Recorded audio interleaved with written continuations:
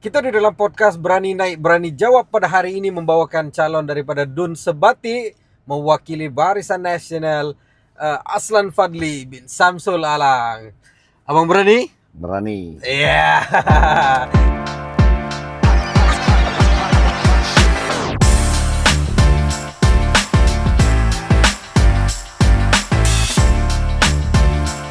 Hari ini kita di dalam podcast Berani Naik Berani Jawab. Kita menghadirkan satu calon anak muda daripada Barisan Nasional untuk mewakili Dun Sebati. Barisan Nasional mempunyai lebih kurang 80% calon muka baru. Makna kata, selebihnya itu dia sudah keluar dari parti-parti lain. Betul. Jadi pada hari ini kita mahu memulakan satu sesi interview di dalam podcast kita bersama calon Dun Sebati daripada Barisan Nasional Tuan Aslan Fadli bin Samsul Alang. Jadi Abang Aslan, kita mulakan dengan persoalan yang paling umum sekali lah. Yang ramai orang mau tahu. Pada hari ini ramai calon yang dipertandingkan. Bahkan ini mungkin menjadi satu pilihan raya teramai. Betul. Yang mempertandingkan hampir 600 calon. Kalau kita melihat di dalam situasi Sebati, ada ramai juga calon-calon lain. Tapi dalam khusus untuk Barisan Nasional dan masyarakat di dalam Sebati, kenapa harus memilih seorang sosok Aslan Fadli?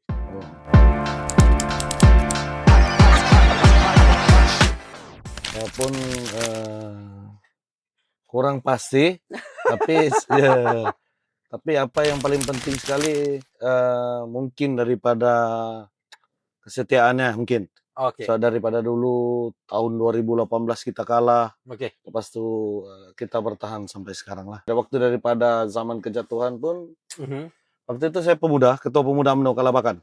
Oh oke. 2018. 2018 Alright. jawatan ketua pemuda UMNO Kalabakan di zaman pembangkang. Oke. Waktu itu kita punya zaman ramai pelarian. Pemimpin kita pun bukan calang-calang. Datuk Dr. Ashraf Wajudi. Oke. Sebagai ketua pemuda UMNO Malaysia lah. Oh ya, waktu itu. Waktu itu betul, waktu itulah. Mungkin daripada sana perjuangan kita daripada 2018 sejak zaman kekalahan kita bertahan. Lepas itu bila kita umum pun tahu, saya pernah dicalonkan untuk PRU 15. Oh iya. Parlimen. Waktu itu parlimen, tapi atas masalah teknikal. Kita ditukar lah. Kita ditukar. Tapi itu tidak membuatkan kita putus asa untuk mengkhianati parti. Bagi saya itu semua adalah ketentuan Tuhan lah. Sebab perjalanan hidup kita ini sudah tertulis. Waktu itu saya rasa berseraja dengan Tuhan, mungkin itu sudah ditakdirkan untuk kita. Jadi selepas itu anding pula timbalan kebahagiaan sampai sekarang. Begitu. Yang diketuai oleh Tuan Haji Samsudin bin Yusuf. Iya. Yang juga calon. Calon yang juga merupakan calon Dun Tanjung Batu. Ini kuat orang bahagian di sini. Alhamdulillah. Sini tidak ada masalah bahagian. So far kita punya bahagian oke lah. Iya. Kita semua ini bersatu hati, tidak ada maksudnya gap antara satu sama lain, cantas mencantas, dalam masalah siapa yang naik kita sokong. Oke. Kebetulan ini pula semangat yang kita perlukan.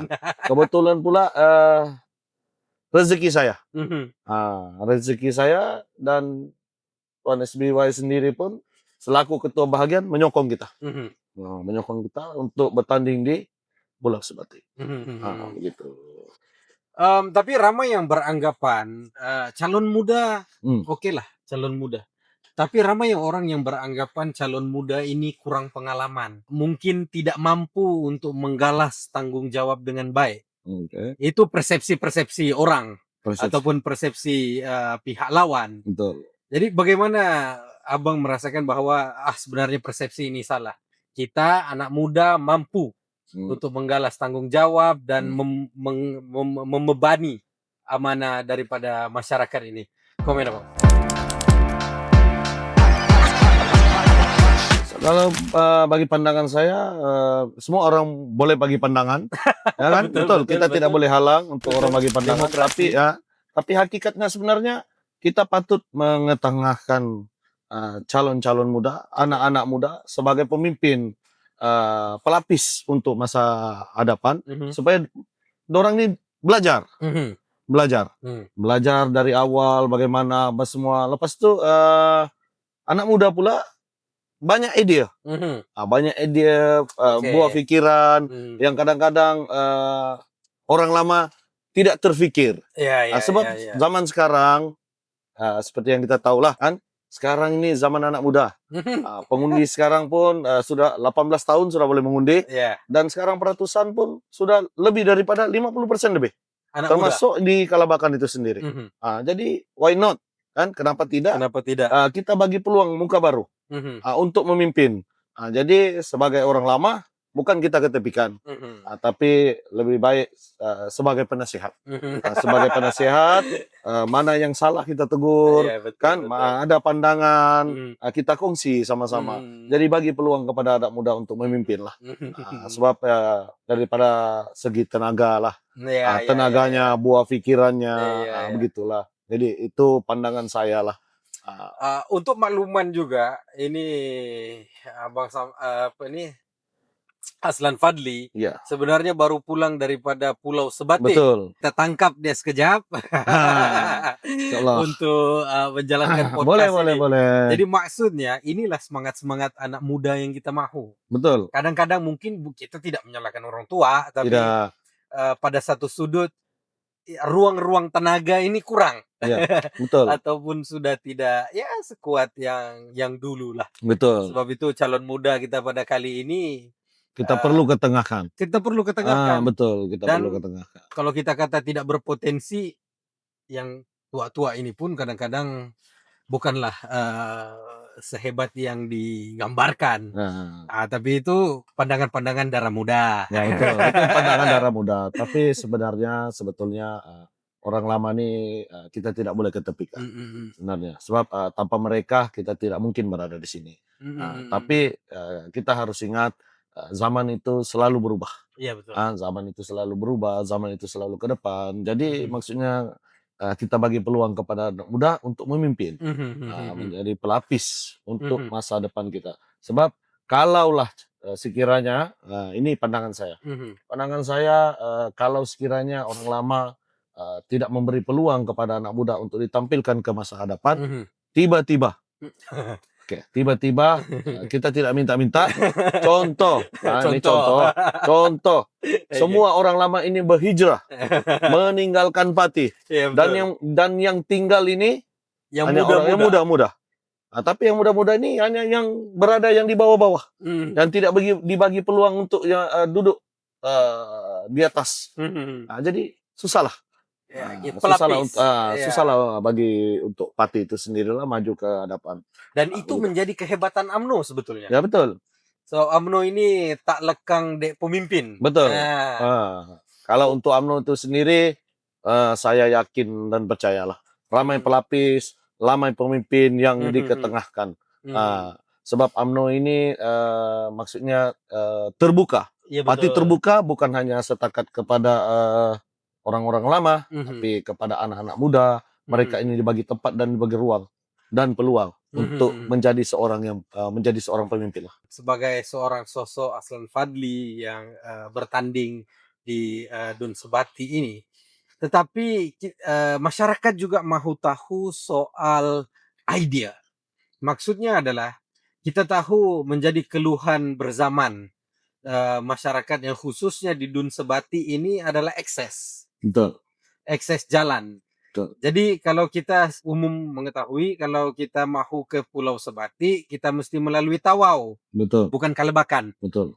Dan salah satu yang lain juga menjadi masalah di sana adalah masalah air. Sebagai contoh. Dan juga masalah elektrik. Ini masalah-masalah berzaman yang menjadi keluhan masyarakat. Sebagai seorang pemimpin muda, sebagai seorang pemimpin yang agak progresif, apa yang abang rasakan bahwa untuk kita selesaikan masalah ini, terutamanya dalam isu air dan elektrik? Oke, sebab kita semua umum tahu masalah-masalah di Sebatik ini, masalah-masalah pedalaman ini sebenarnya adalah masalah infra. 3 infra itu adalah asas utama, seperti air, jalan raya, dan juga elektrik lah. Sebenarnya masalah-masalah ini bukan baru. Oke, bukan baru, tapi sudah lama. Tidak diketengahkan, maksudnya diangkat. Jadi satu masalah yang saya lihat di Dun Sebatik ini, terutamanya bila musim kemarau, masalah air. Oke, masalah air ini berlaku bila musim kemarau, dan saya melihat sendiri solusinya untuk jangka masa pendek.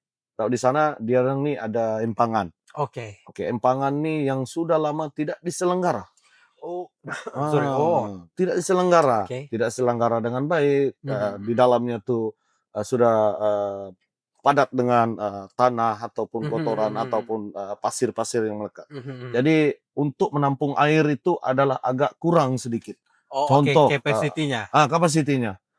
Jadi inilah salah satu kita punya idea. Insya Allah bila Barisan Nasional diberi mandat, kita utamakan masalah air dulu. Kita bawa jentera kita masuk untuk menyelenggara empangan tersebut. Nah, ini untuk jangka masa pendek. Kita selenggara dengan sebaik-baiknya agar dapat menampung lebih banyak keperluan air itu untuk disalurkan kepada penduduk masyarakat bila berlakunya musim kemarau. Ya, betul. Lepas itu daripada segi jalan raya, daripada segi elektriknya, itulah makanya pentingnya bila kerajaan negeri bersama dengan kerajaan pusat. Soal Sabah Sabahan ini saya rasa tidak wujud, sebab Sabah nih sebagian daripada Malaysia. Ini yang selalu dimainkan. Tapi sebenarnya bagi saya, pandangan saya, ini pandangan pribadi saya. Pandangan pribadi saya, kita harus Sabah ini, kerajaan ini harus bersama dengan kerajaan persekutuan. Sebab apa? Sebab bila kita bersama dengan kerajaan persekutuan, jadi senang kita untuk memohon daripada segi infra untuk jalan, elektriknya. Tapi bila kita pula di Sabah ini itu sendiri adalah kerajaan pembangkang, dan kita memohon untuk budget untuk tempat kita sendiri, tapi di kerajaan pusat adalah bukan kerajaan kita. Jadi saya rasa ini politik. Jadi pasti oke. Mesti ada begitu. Oke. Tapi nanti dulu lah. Tapi kalau sekiranya kita bersama dengan kerajaan pusat, ini saya mesti tolong. Ini saya mesti tolong. Sebab apa? Sebab dia berjuang untuk rakyat. Lepas itu dia kedua dia berjuang untuk parti. Sabah for Sabahan. Di dalam konteks Sabah for Sabahan ini meriah lah di waktu pilihan raya ini dijual. Betul. Banyak parti-parti yang menjual Sabah for Sabahan ini. Tetapi kalau kita lihat, UMNO adalah di antara parti yang tidak menyahut. Ya sudah tentulah sebab UMNO parti nasional. Betul. Dan mereka menyatakan bahwa kalau tidak Sabah menjaga negeri Sabah sendiri, maka Sabah ini akan mundur. Apa komentar Pak Hasan? Saya rasa memang ini perkara yang tidak masuk akal lah kalau bila sekiranya mereka cakap begitu kan. So orang ni memainkan isu Sabah for Sabahan. Tapi hakikatnya mereka sudah memerintah. Mana-mana parti di dalam Sabah ini sudah diberikan peluang untuk memerintah. Ya betul. Lagi satu, UMNO ini masuk ke Sabah ini adalah dijemput. Dijemput. Dan satu lagi, pemimpin untuk UMNO itu sendiri di negeri Sabah ini bukannya datang daripada Semenanjung pun. Macam saya. Sebagai timbalan ketua UMNO bahagian Kalabakan, saya bukan asal dari Semenanjung. Saya asal orang Tawau, Sabah. Sabah itu sendiri. Jadi tidak wujudlah saya rasa ini Sabah for Sabahan lah, Parti Malaya lah, apalah. Nah warisan pun sendiri pernah buka cawangan di Johor. Di Johor terutamanya. Jadi dan juga JRS adalah serpihan daripada Bersatu. Wah, ini menarik. Sebab tidak ramai daripada ahli politik mau menyebut secara langsung ataupun menegur secara langsung. Ini hakikat. Ini hakikat. Kita kena terima. Sebenarnya inilah hakikat dia. Lagi satu, serpihan daripada Jares ini adalah pemimpin daripada UMNO itu sendiri. Jadi tidak boleh adilkah untuk kita katakan kalau mereka menyatakan bahwa UMNO itu korup atau UMNO ini sudah lagi tidak relevan, tapi sebenarnya di dalam korup dan tidak relevannya UMNO itu asalnya adalah mereka. Betul. Jadi kalau kita katakan bahwa parti UMNO ini sudah tidak lagi relevan di Sabah dan sebagainya, sebenarnya yang tidak relevan itu bukan parti tapi individu. Betul. Parti tidak pernah salah. Iya. Betul. Parti tidak pernah salah. Tapi yang salah adalah pemimpin. Iya. Sama Anda mau menerima rasuah ataupun tidak. Betul. Ini hakikat. Kan? Tapi kalau kau rasa sebagai seorang pemimpin yang tidak boleh terima rasuah, alhamdulillah.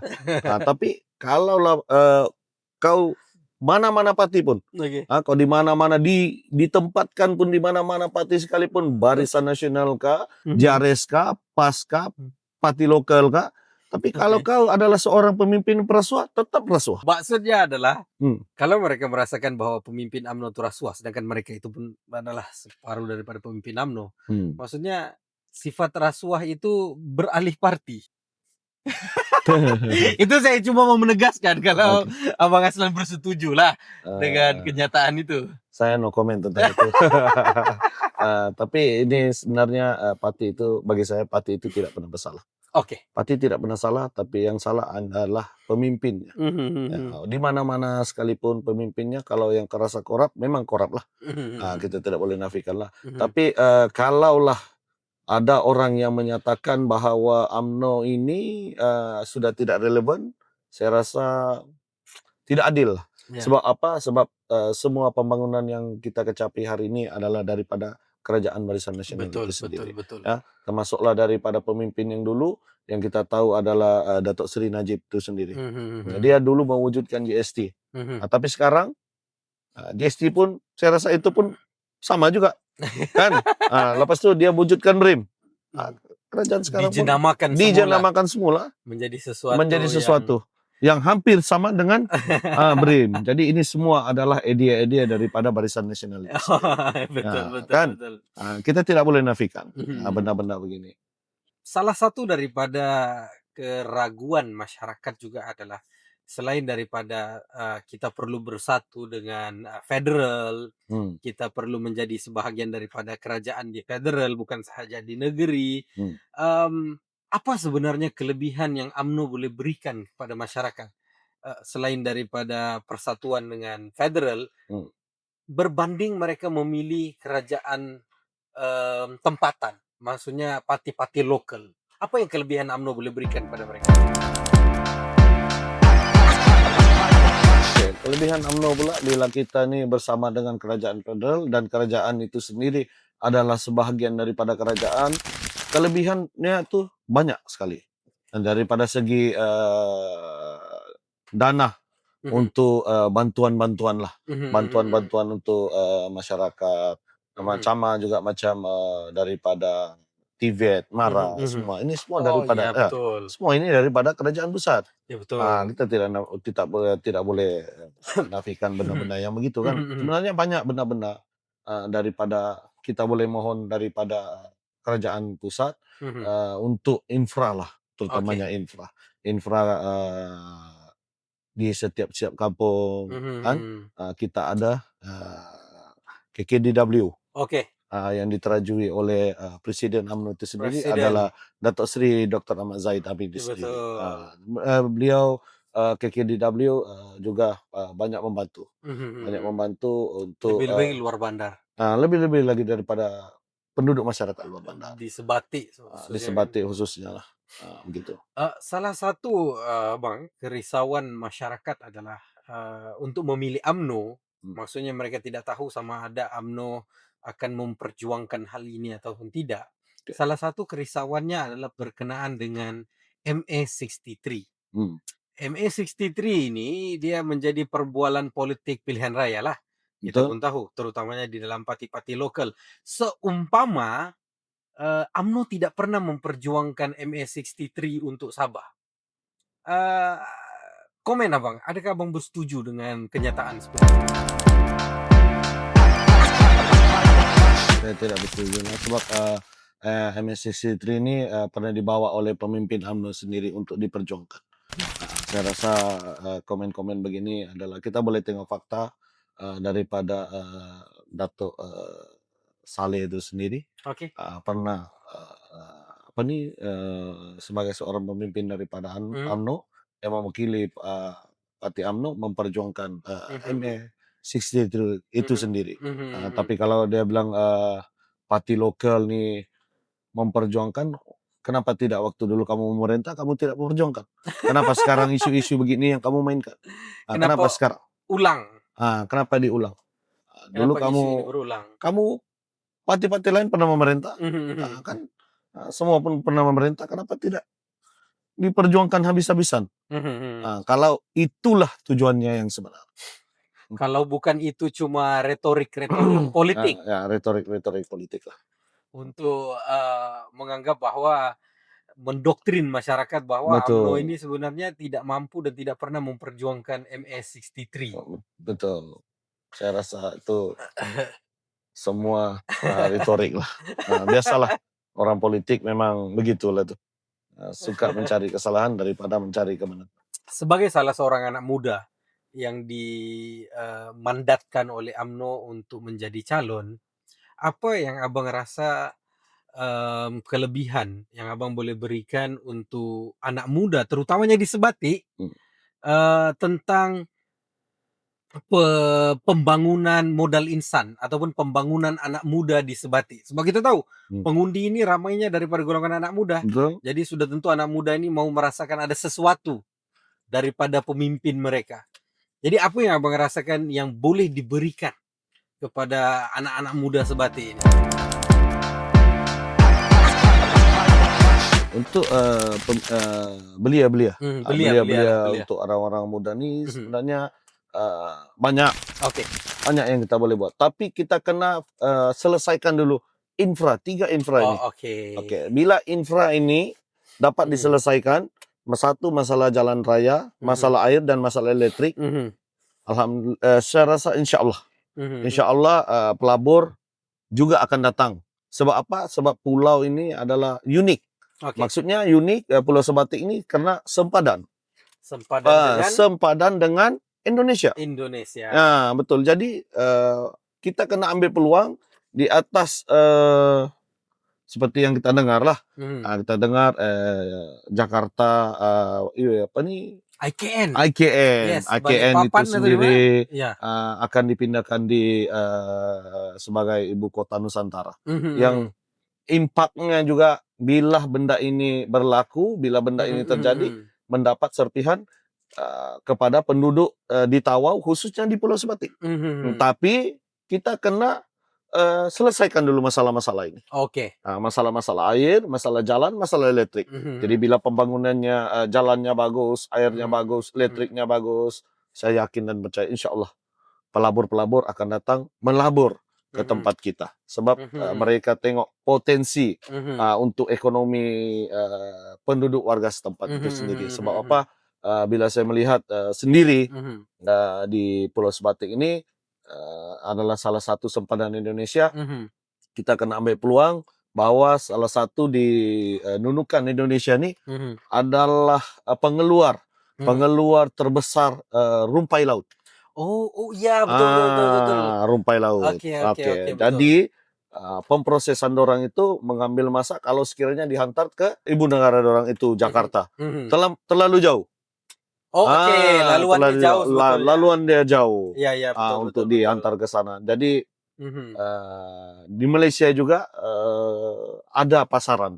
Khususnya untuk rumpai laut. Sebab mereka ni adalah pengeluar terbesar ya. Pengeluar terbesar rumpai laut. Jadi satu hari nanti pemprosesan rumpai laut itu akan berada di Pulau Sebatik. Maksudnya Pulau Sebatik pun mempunyai potensi yang sama dengan seberang Indonesia, yaitu di dalam konteks rumpai laut ini. Ya, betul.